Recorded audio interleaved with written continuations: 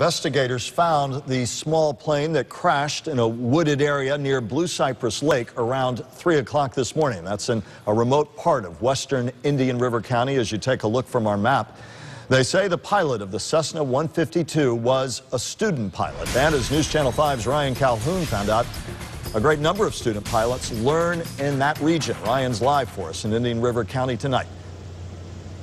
That's right, Michael. About 30 miles away from here in Vero Beach, there's a flight training facility, and authorities tell me this is why. All of this open and rural area is supposed to make it better for young pilots to learn how to fly. Investigators tell me 21-year-old Carly Beatty was a student pilot, but wasn't from the nearby school.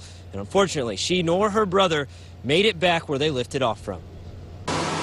The two siblings from Scotland who were visiting Merritt Island left the Space Coast Aviation Center around 10 Thursday morning, but they never returned. Chopper 5 video shows this is where they landed. We see no noticeable fuel. There's no smell of any fuel in the area, and it is nose down into the ground. It did a heavy impact into the ground area. You cannot see the engine on the plane. Indian River County Fire Rescue Assistant Chief Brian Burkeen says the area which it crashed is like a swamp. Once we finally got the bodies removed from the aircraft, it took just over an hour to walk each body out. The bodies were 24-year-old Daniel Beatty and his sister, 21-year-old Carly Beatty.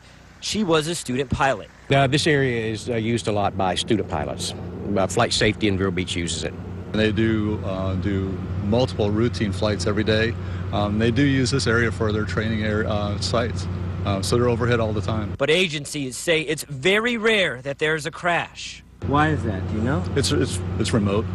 You know, they're not interfering with anybody in the urban areas. As crews continue to clean up the crash scene, they say they're saddened by the tragic end for these young siblings.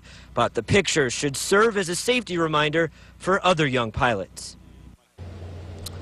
Now, one thing investigators are still trying to figure out is if the passenger in that plane did have a pilot's license. Now, NTSB officials did just leave here a little bit ago. They say they have a lot of questions to still answer, and they'll be back out here tomorrow morning. Live in Indian River County, I'm Ryan Calhoun, WPTV News Channel 5.